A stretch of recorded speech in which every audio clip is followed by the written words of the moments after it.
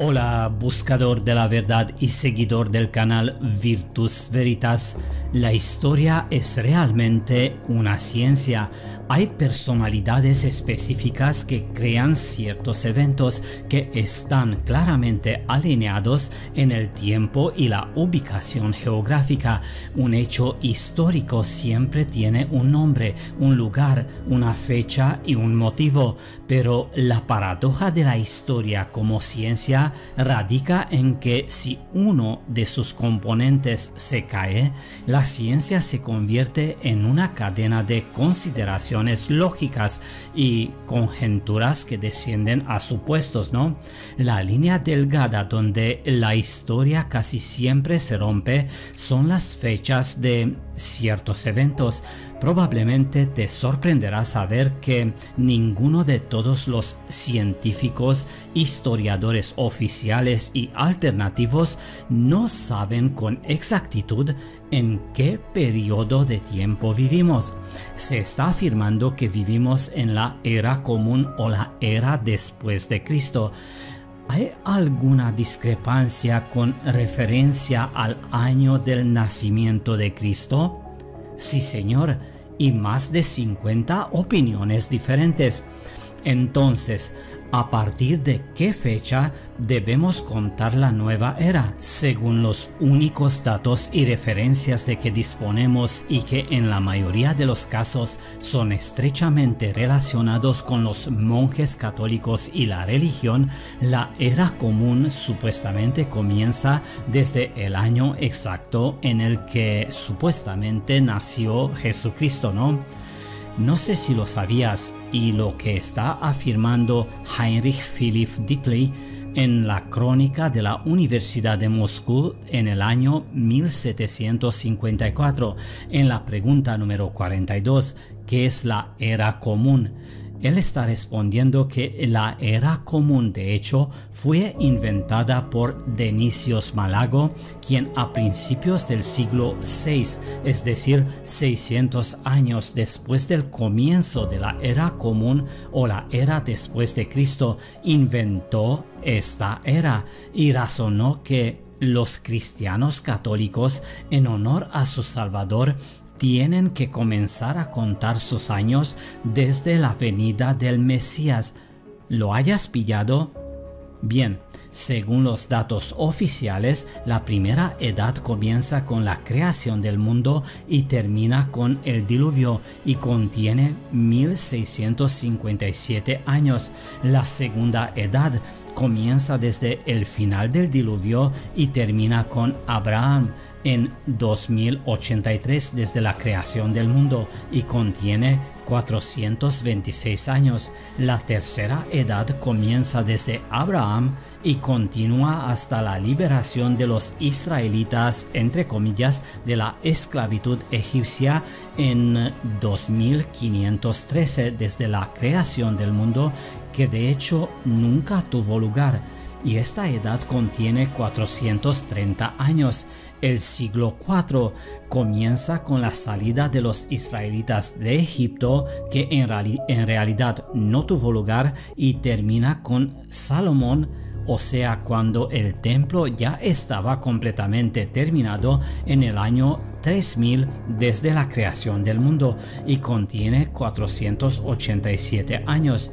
El siglo VI comienza con la libertad dada a los israelitas otra vez y supuestamente termina con el nacimiento de Jesucristo en el año 4000 de la creación del mundo, que nadie sabe cuándo tuvo lugar y contiene 532 años. El siglo VII comienza desde el nacimiento de Jesucristo y no terminará antes del fin del mundo. ¿Está clara y verdadera esta cronología? Pues rotundamente te voy a decir que no. Hay muchísima injusticia y oscuridad en esta cronología. Seguramente te preguntarás, ¿de dónde viene esta injusticia y esta oscuridad, no? pues proviene de muchas razones. En primer lugar, y lo más importante, es que todo está bajo el control de la religión, la Iglesia Católica, el Vaticano y los israelitas como el pueblo elegido por Dios.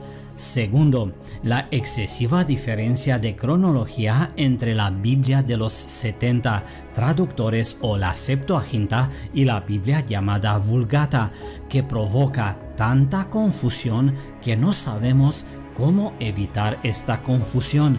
La Septuaginta cuenta desde la creación del mundo hasta el nacimiento de Abraham, 1500 años más que la hebrea y la latina, y supuestamente no se sabe de dónde vendría este error.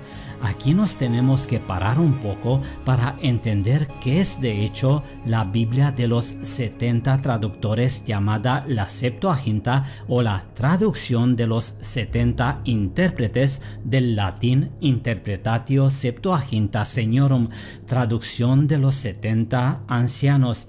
Esta es una colección de traducciones del hebreo antiguo al griego antiguo del mal llamado Antiguo Testamento, que se llevaron a cabo durante los siglos 3-1 a.C. en Alejandría egipcia, donde supuestamente había una colonia israelita muy influyente. Curiosamente, el texto griego de la Septuaginta fue categóricamente rechazado por el judaísmo talmúdico. Los israelitas tienen una cronología de eventos completamente diferente, basada en la doctrina de las dos Toras, la Torá oral y la Torá escrita, de las cuales solo la Torá oral es la única propiedad de los israelitas, mientras que la escrita, a través de la traducción griega, se cree que fue tomada por los paganos. La Vulgata, o la Biblia común, es una traducción al latín de las Sagradas Escrituras realizadas por Jerónimo de Stridón. Y ahora mucha atención, desde el siglo XVI después de Cristo, y no desde el principio de la era común o principio del siglo I después de Cristo, la Vulgata ha sido la Biblia oficial de la Iglesia Católica. ¿Lo has pillado? Es decir, después de 1600 años. ¿Te lo puedes imaginar?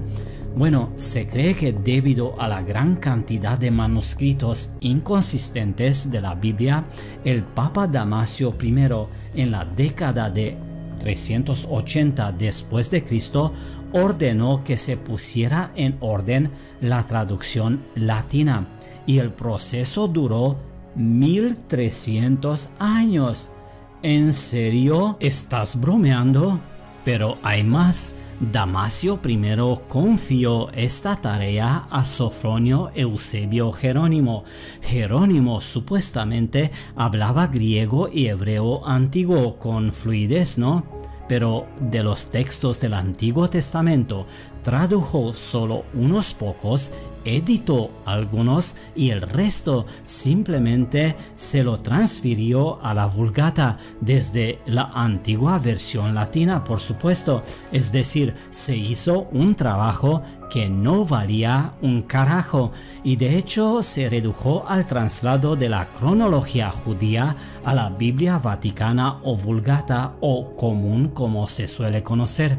Así que en base a la Septuaginta se construyó la llamada época de Constantinopla o la época bizantina, que se toma como base en la Iglesia Ortodoxa, y la traducción de las Sagradas Escrituras, entre comillas, de Jerónimo, realizada en el siglo V al latín, llamada Vulgata, constituyó la base de la cronología vaticana.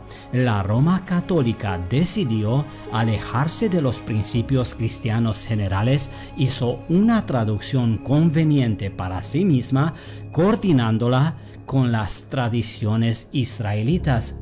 Como resultado, En la Vulgata, en contraste con la Septuaginta, la esperanza de vida de los antiguos patriarcas, el reinado de los reyes, entre otras cosas, son menores que en la traducción griega, por lo que la fecha resultó ser diferente, 4713 o 4000 años.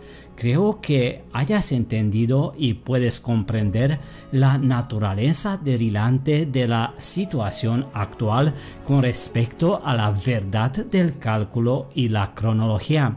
No tenemos un punto de apoyo común y, lo más importante, no hay una fecha inicial común para la creación del mundo. Según la tradición bizantina, la creación del mundo tuvo lugar en el 5508 a.C. y según el calendario vaticano en el 4000 a.C. La diferencia de fechas es de 1508 años. Los israelitas están considerando el comienzo de la creación del mundo 3761 años antes de Cristo. El desequilibrio con los católicos en 239 años y con los ortodoxos en 1747 años. ¿De qué fiabilidad cronológica de los hechos históricos podemos hablar aquí? La palabra manicomio da vueltas en el cerebro, ¿no? En mi opinión, todo es mucho más aterrador de lo que pensamos. Todo el mundo antiguo, entre comillas, fue según la escala de tiempo a partir del segundo milenio de nuestra era, pero el segundo milenio de nuestra era fue hace poco. Esto explica la superioridad de las llamadas civilizaciones antiguas, entre comillas, y en el segundo milenio había una sola civilización y hermosas ciudades en todo el mundo, en todos los continentes, y se utilizaron las tecnologías heterodinámicas. En el siglo XIX, el mundo fue tomado por las fuerzas de control o los controladores, y las líneas de tiempo del segundo y el primer milenio se intercambiaron físicamente. ¿Recuerdas el dicho? No puedes tirar las palabras de una canción, pero puedes intercambiarlas. Eso sí, es posible, ¿no? El siglo XVIII-XIX comenzó de nuevo después del gran reseteo. Se reescribió toda la historia, se arregló todo y se puso en marcha. ¿Y cuánto duró? Es una gran pregunta a la que buscamos grandes respuestas, ¿no? Un gran abrazo y mucha salud. Hasta pronto.